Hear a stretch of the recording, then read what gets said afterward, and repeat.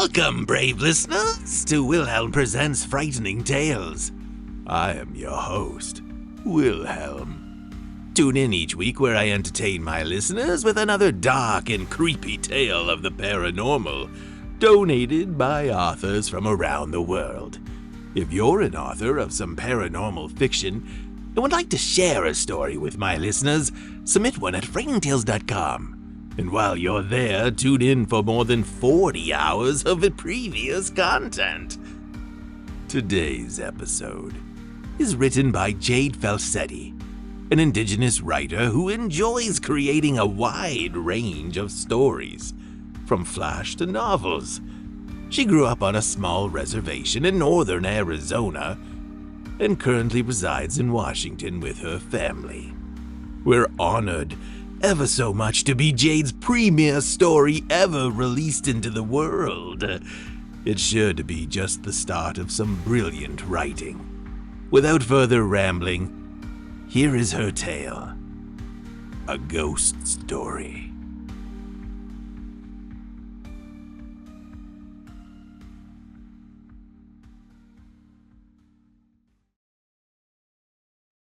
Hi.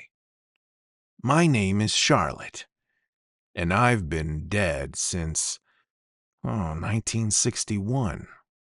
This is a story about how I made a friend by helping excise a demon who was possessing someone I'd been haunting. Confused? Well, let me explain.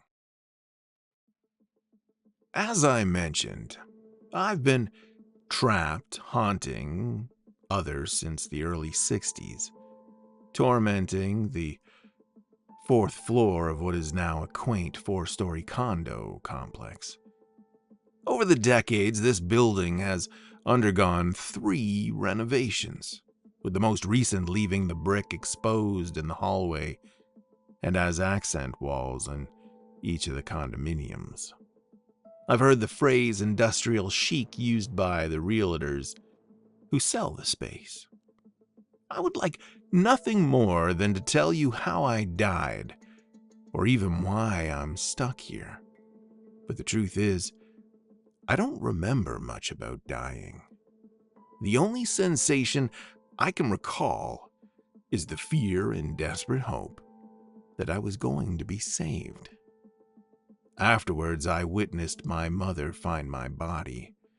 It wasn't too long after that gruesome discovery they'd decide to pack up and leave. During their exodus, I learned I couldn't leave. No matter what I tried or did, I was stuck here, a lonely ghost. Maybe I didn't deserve or earn passing on or going to the light. Whatever it really is, I never saw it. If I had been a person, I imagine I'd have gone crazy being confined to a single floor. I went through a period where I thought I was in hell, and this floor wasn't real. But the longer I was here, the more people who came and went, the more I realized it wasn't hell how I'd imagined it. Now I think I'm in a type of purgatory. But if I'm still here in another 40 years, my thoughts on that might change. I haven't always been so mellow. Oh no. In the beginning, being isolated made me ruthless, bitter, and hateful. I terrorized anyone who made it up to this floor. I caused outages, dropped temperatures, terrified dogs and kids. I generated nightmares and have run off countless building owners, but as time went on, I calmed down. Instead of being a malevolent ghost, now I'm a nosy ghost. I want to specify nosy and not pervy. I do have lines I won't cross. To give you an idea of my current landscape, I think I'd better start with who is who on this floor. For convenience, I have ranked those who reside here in order of my preference. First is Mrs. Hernandez. I enjoy visiting her, and I think that's primarily because we would probably be about the same age if I had lived. I get to witness the love she has for her family and wonder if that's what I would have had if I had lived. Mrs. Hernandez is the last door on the hall. Similar to me, she's isolated. Her solitude may explain why she seems to be able to sense my energy. But she believes I'm someone else. She'll talk to them, and I try to respond, pretending the conversation we're having makes any sense. When she speaks to me, she'll mention memories of the times they spent together. If I recall her favorite moments. Her hazel green eyes shine with the tears of remembrance, but rarely does she let them fall. It pains me to know I'm not who she thinks I am, that I don't share in her memories. Next we have Garden and Larry McKellen. Whenever they have a friends' night, they always invite Mrs. Hernandez. You don't want to be bothered by an old woman, she'd say with a wave of her hand. Although she doesn't go, she makes a homemade dish and gives it to them to enjoy. During these friends' nights, I stand in the kitchen and I watch them laugh with each other. I get to laugh along with them and pretend that they see me, even if for just a moment. On occasion, one of their friends will complain that they feel restless spirits in the building. It could be reference to my previous antics, or they aren't being honest. I'm not sure. As far as I know, I'm the only one here. The McKellans don't disagree, but they don't encourage their friend either. They primarily just redirect and ask them how therapy is going. Then it's the Coopers. They are somewhat new, having only been in the building for roughly a year. Since they're both rarely in their place during the day, I spend most of the time in their home. In general, I do my best to only visit each condo when the owners aren't around, to grant them that privacy I promise I give them. Derek Cooper is absolutely in love with his wife, and the care he puts into their relationship does make me a bit jealous.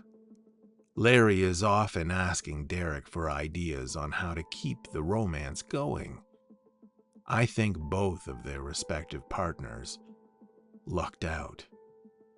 When daydreaming about what my ideal partner would be, I imagine a bit of Derek and Larry. Derek's wife is Vanessa, and she is an independent woman. I've been taught the most from her, and even though she can't hear me, I root for her always. Her focus is on non-profit work for accessibility and universal design. I'm still learning what that is. I was 19 when I died in the early 60s. We have come so far, and that representation is felt on this floor alone. Probably another reason why I've grown to appreciate haunting them. Lastly, that brings me to Peter. He works from home, so I visit him the least. Pete's charming in that romantic what it would be like to kiss you type of way. He's in the technology field, but he's interested in branching out on his own. He and Vanessa will shop talk, and she gives him resources on what he can do to start his own company. When he's not busy with his day job, he's usually working on his business plans. Peter is the first door off the stairs, coming and going without much notice. He also gets invites from each of them for dinner or hangouts. He usually declines, but when he does, he appears so sweet and genuine. Garden and Vanessa have side bets on what type Peter prefers. Sadly, a ghost isn't one of those options. That was sarcasm. Now that you know who is involved, I can get into what happened. On the 1000th day, for the umpteenth time, I was visiting Mrs. Hernandez. We were both watching her soaps when I thought to myself about the last time I had visited Peter. I was bored, and I knew Mrs. Hernandez would be going to bed soon. I can only go so many places, you know. Making up my mind, I left her place and drifted down the corridor. Once I make it to Peter's door, I listen intently. I couldn't make out any noise from within, so I float through. Since becoming a ghost, I've learned I can pass through almost anything. The exceptions are the floor, the ceiling, or any wall that would allow me to exit the space. I just run right into it. If I go through a person, I give them a chill. No one has ever heard me, and outside of a dog or a baby, no one has ever seen me. Besides manipulating electricity and temperature, when I have enough strength, I can move objects. What does strength look like for a ghost? I can't tell. Some days, I can move objects no problem. Other days, I have to focus and strain with everything within me. Either way, I'm usually drained afterwards and can't interfere with much. Figuring out what causes the difference hasn't been a discovered science. When I get through Peter's door, I'm startled because he's there.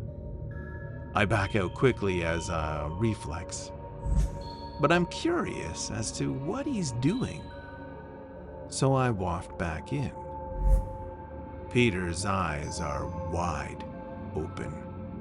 His deep brown hair is greasy, and the flakes from his gel are visible. He's gripping his armchair so hard his fingers are red and the backs of his hands are white. I know it's pointless, but I call out his name. Peter? No movement. I'm as close as I can get without touching him. I glance down and notice his pants are damp, as if he's peed himself. I panic, thinking he might be dead. Standing upright, I stare at him. How can I get one of the others to check on him? Without warning, Peter's eyes shift to me. I put a hand up defensively and move back. Did he see me? I move side to side, and his eyes follow each movement. His pupils are so large his eyes look black. Freaked out, I glide back to leave. When I'm nearly at the door, a scratchy sound emanates from Peter's chest. Ghost. The voice is grating. I wince and freeze. The same sinister voice chuckles. Yes, I see you, you pathetic soul. I don't respond, but I try to scare whatever it is and rush Peter till we are face to face. Peter doesn't react. He doesn't even slightly jostle. The eyes aren't his. I see it now. Kiss, kiss, the voice teases. You don't belong here, I whisper. A sinking realization settles in me. Neither do you. You need to get out of Peter. I leaned back. I needed to do something. Anything. Peter needs help. I don't need to do a goddamn thing. He tilts Peter's head to an unnatural angle. I'll come find you. The voice snarls at me. Creeped out, I go as far back as I can without leaving the room. The breathing is rapid, uneven, raspy, and wet. I'm frantically trying to think or do anything, but I'm at a loss. Peter's head unnaturally twists upright. With each crack, I shudder.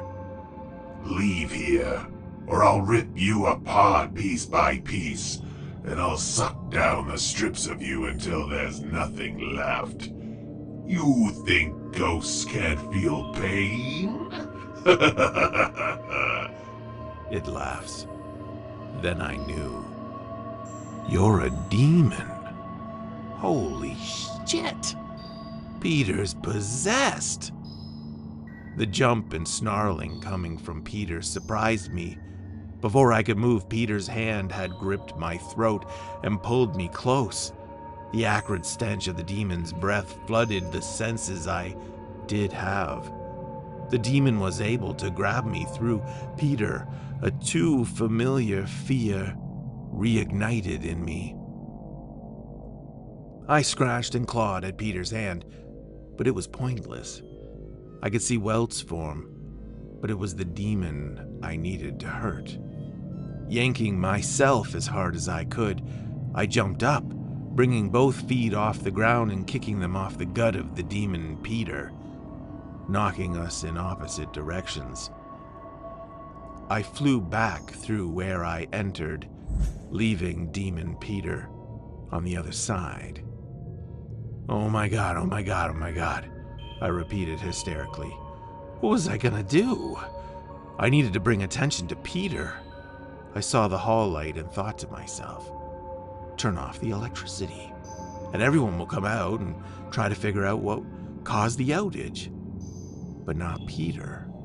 Then, someone would surely pound on his door and see what was happening. No sooner had the plan formed, the power shut down in the entire building. It wasn't because of me. Slowly, I looked back to the door and scrambled to stand up. Garden and Larry were the first door to open, and the closest I was to. I ran in, touching both of them. Oh, great! A power outage and a draft, Garden complained. I looked outside and the rest of the block is lit, so it might be the circuit breaker downstairs. I can go check it out, Larry offered. No! I need them up here. From behind, I hear Derek and Vanessa enter the hallway. Hey, has anyone checked on Mrs. Hernandez? Vanessa was walking backwards towards Mrs. Hernandez's door. Both Larry and Garden said, No. Derek had his cell phone light on and was pointing it up towards the ceiling to illuminate the area. Circuit breaker? Larry responded, I think so. Anxiety-ridden, I went into Larry and Garden's room. I needed something, anything, that would make them think Peter was in trouble. A cross? A Bible? What screamed, hey, this person is possessed? Nothing in their room, or living room, had anything resembling a cross. I was frantically running back and forth across their kitchen and not really doing anything at all.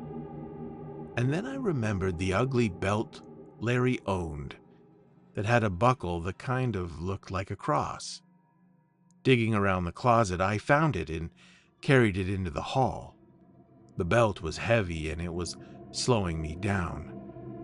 Please don't drop, I chanted to myself. Weaving in and out of the dark, I silently prayed thank you to whatever god was available that Derek had joined Vanessa with the light down the hall, talking to Mrs. Hernandez. I didn't need them freaking out and hauling ass out of here before I could get their attention on Demon Peter. I threw the belt as hard as I could, and the buckle banged soundly against Peter's door. Moving as flush with the wall as possible, their attention snapped to the door. Larry walked over and picked up his belt. "I think this is my belt, you guys." He was confused and not paying attention to the buckle. It wasn't enough. I grabbed the strap of the belt and ripped it down out of his hands. "What the?" Larry yelped and ran back to Garden. "Something grabbed that hideous thing and pulled it from my hands." Garden and Larry stepped further away from Peter's door. This wasn't working. Mrs. Hernandez, of course, she had 2 crosses and a Bible. I ran into the home, passing Derek, Vanessa, and her in the hallway as they all went to check out what Larry was saying. I grabbed a cross and it dropped straight to the floor. "Crap," I mumbled to myself. I picked it up carefully. The weight of it was hindering me. Determined to get this cross to the door, I put everything I had in me to carry this out. Everyone in the hallway had migrated inside Larry and Garden's place.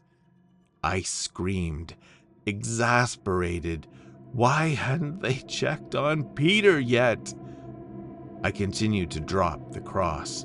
The clattering caused me to tense up and hope it would cause a reaction or interest. No one came. It was easier if I held the cross against the wall and dragged it. I couldn't hold it firmly enough in my hand. I pinned it against the wall with my palm, hoping the pressure I gave it was enough. The scratches I made were ominous without intention. I was concentrating so hard on the cross, I didn't notice that they had gathered behind me, watching the cross being dragged haphazardly against the brick. Glancing so often at Peter's door, still unaware of my audience, I needed to gauge how far I could throw it without letting it slip through my fingers. "Throw it now," I told myself. Pulling my arm back, the cross slipped through my grasp and clambered on the floor. My stomach was doing somersaults, frustration mounting. "Now or never," I muttered, and chucked it down the hall. When it connected with the door and I heard that thud, I was so relieved. Turning to find them staring through me, and at the door wide-eyed and pale, realizing I had only succeeded in petrifying the shit out of them. I stomped my feet up and down, exasperated. "Oh, hell no!" Mrs. Hernandez promptly turned and started waddling into her house. "I'm calling the priest." The rest of the group tightly followed her. The fear was palpable. I started jumping up and down, clapping my hands. "Yes, finally!" I followed her. Next was the Bible.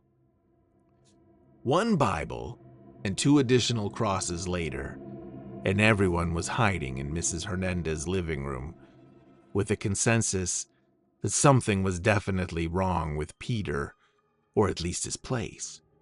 Vanessa and Derek called him several times and it went straight to voicemail.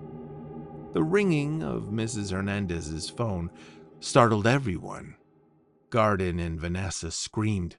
They huddled together, and it was dreadful seeing how anxious they were.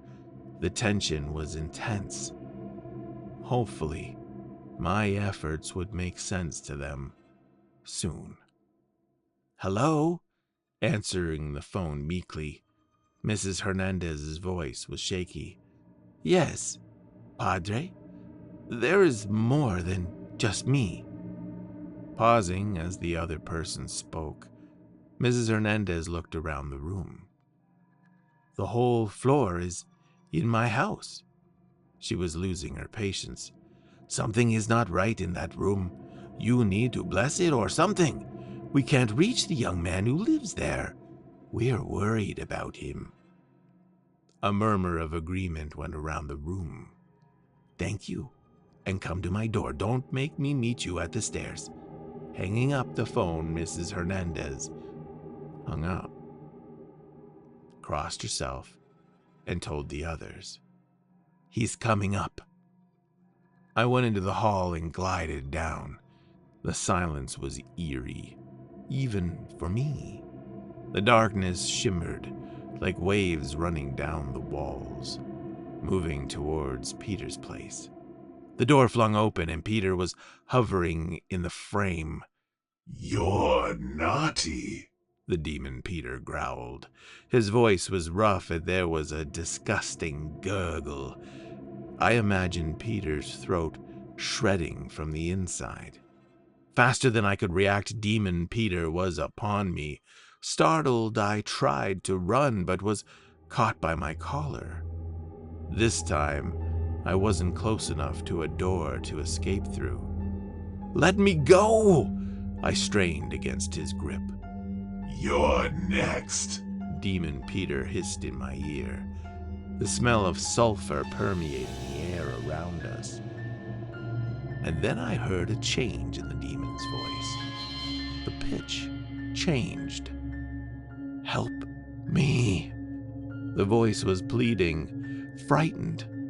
"I'm trying," I said back.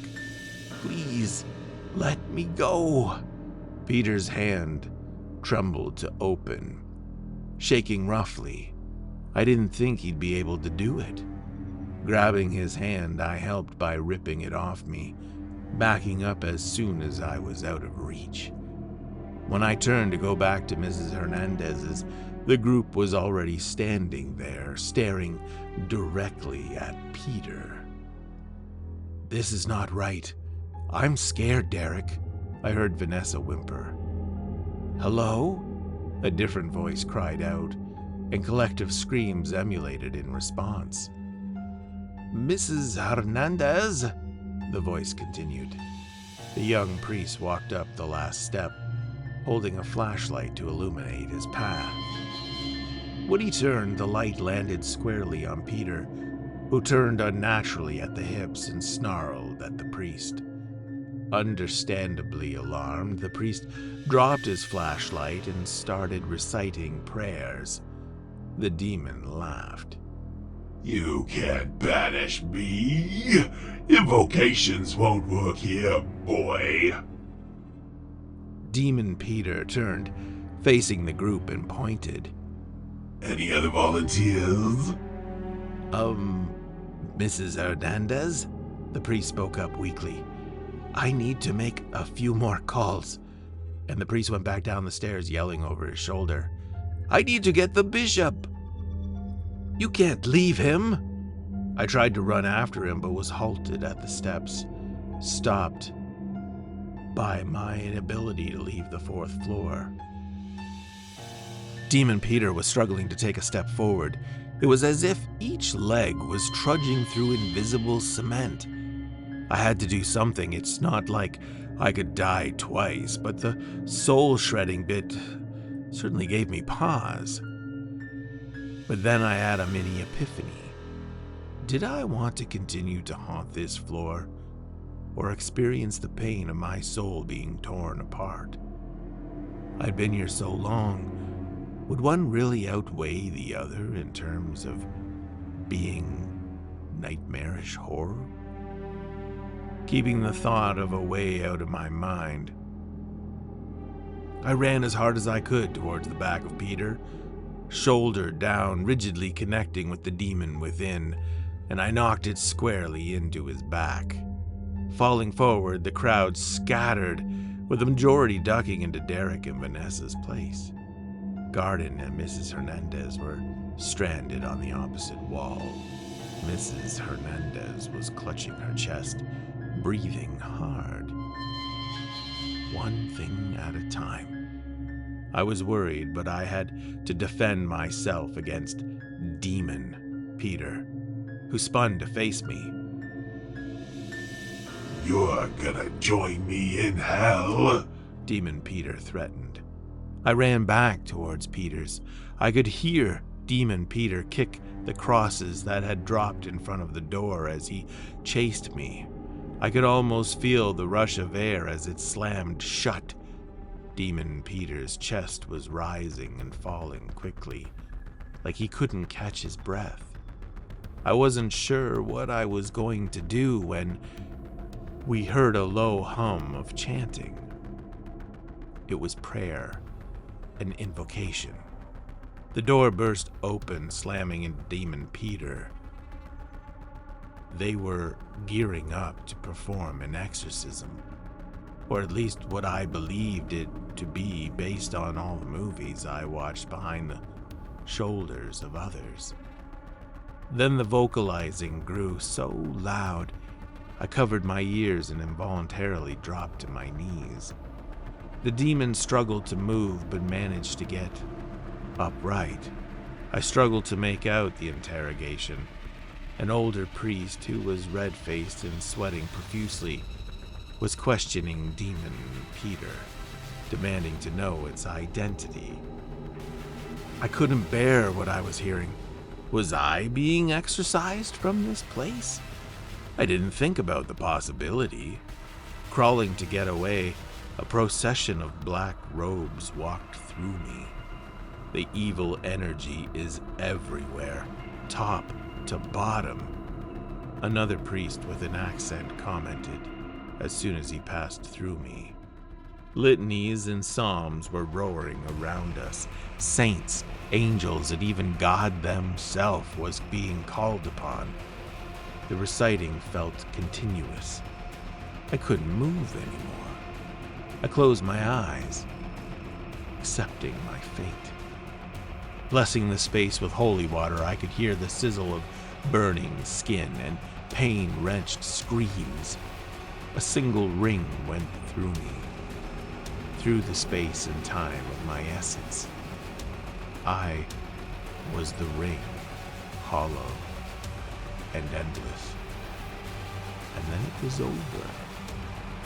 Opening my eyes, I saw a blinding light, and for a brief moment thought I had passed on. But no, it was the ceiling lights. They were back on, and I was still in the building. Propping myself up on my elbows, I saw emergency responders spilling out of Peter's. I laughed to myself as my head rang with a shadow of a headache. I hadn't felt one of those in decades. I hated it, but I also loved that I could feel it. Unsure of how long I was out, I got up and returned to Peter's. Mrs. Hernandez was in there as Peter was getting placed on a stretcher. His eyes were rolling in his head, half conscious. "Please, let us know if we can do anything. He's on his own," Mrs. Hernandez told a paramedic, who agreed, taking Peter away. "Is what just happened real?" Garden spoke from the doorway. I felt very unsteady and was still trying to adjust to my surroundings. If Garden wasn't where she was, I would be holding on to either side of the doorframe to stay propped up. I sat back down, exhaustion overwhelming me. Unfortunately, yes, the young priest who first arrived was still there. I should have gone as soon as I saw the Bible and crosses on the floor. Clearly, the demon was trying to destroy these holy things by stealing them. I face-palmed myself, but hey, it worked, right? A week later, Peter came back. I stayed far away from him. Days turned into months, and eventually those living on the floor stopped speaking about moving and started to be comfortable again. I even overheard Larry and Garden talk about Peter, saying he was likely going to stick it out here. It was also a terrible time to sell, according to Garden. I continued to avoid him. I didn't want to bother or spook him about his possession. It seemed like the right choice. About 6 months after the exorcisms, I was hanging out at Derek and Vanessa's when I heard a soft knock at the door. They weren't home, but I was still curious who it might be and peeked my head out. It was Peter, and he jolted at the sight of me. I quickly ducked back in. I swear he saw me. A sear of anxiety went through me. Was the demon back? I'm sorry. I wanted to say thank you for doing what you could.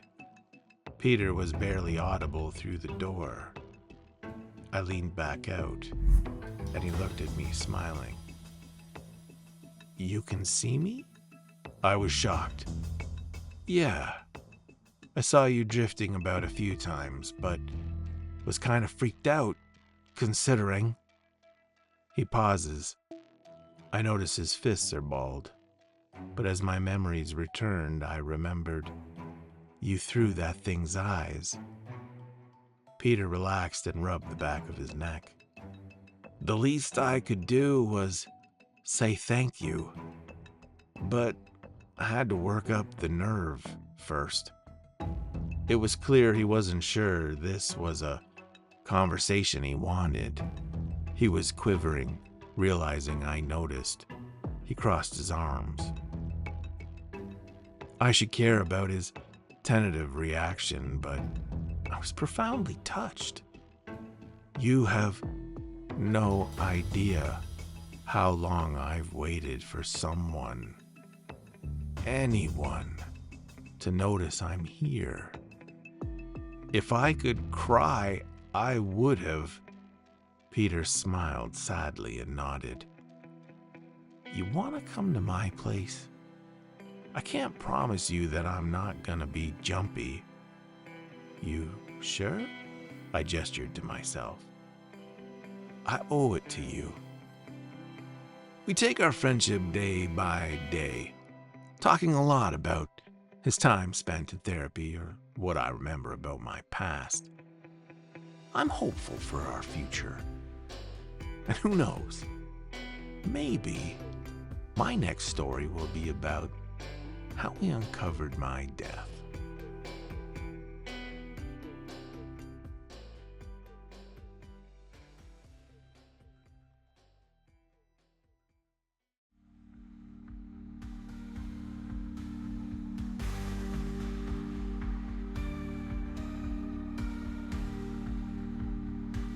Thank you, brave listeners, for joining me on another dark story. I urge my listeners to go out and find more content by our weekly authors, if you're not too timid. If you enjoyed today's episode, please click the like button. And if you don't want to miss a future story, click that subscribe button. Tune in next week for another frightening tale, if you're brave enough.